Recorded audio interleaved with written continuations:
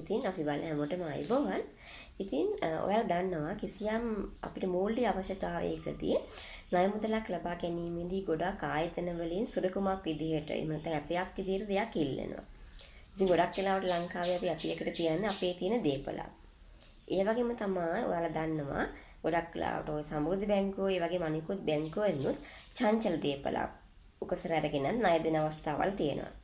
ඉතින් ගොඩක් වෙලාවට මේ චංචල දේපලක් යටතේ අපට තියෙන වාහනයක් තමයි අපි උකසර තියලා ලෝන් එකක් එහෙම නැත්නම් ණය මුදලක් ලබා ගන්න. ඉතින් මේ උකස් ඔප්පුවක් වගේම මේ චංචල දේපල උකසර තියලා උකස් ඔප්පුවක් හදලා අපිට පුළුවන් ණය මුදල ලබා ගන්න. ඉතින් මේ උකස් ඔප්පුව සාමාන්‍ය ඔප්පුවක් වගේම අදාළ ඉඩම් කච්චේරියේ නැත්නම් ලෑන්ඩ් රෙජිස්ටරි එකේ ලියාපදිංචි කරලා තමයි මේ ඔප්පුව උකසර තියලා ණය මුදල ලබා ගන්නේ.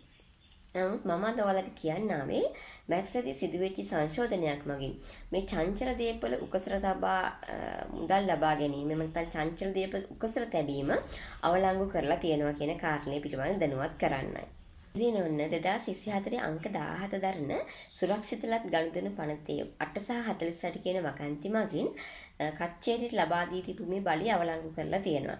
ඒ කියන්නේ තවදුරටත් ඉඩම් ලියාපදිංචි කිරීමේ කාර්යාලයක් තුළ චංචල දේපලක් ලියාපදිංචි කිරීමේ හැකියාව අවලංගු කරලා තියෙනවා. කලින් ඉඩම් ලියාපදිංචි කිරීමේ කාර්යාලයේ මේ විදිහට චංචල දේපලක් ලියාපදිංචි කරේ ලේඛන ලියාපදිංචි කිරීමේ ආඥාපනතේ 4 වෙනි පරිච්ඡේදයේ තියෙන 16 සිට 24 වන වගන්ති දක්වා තියෙන ප්‍රතිපාදන වලට අනුවයි. නමුත් මේ ප්‍රතිපාදන වල තියෙන බලය තමයි 2024 අංක 17 දරන සුරක්ෂිතවත් ගනුදෙනු පනත මගින් අවලංගු කරලා තියෙන්නේ චංචල දේපල සම්බන්ධව.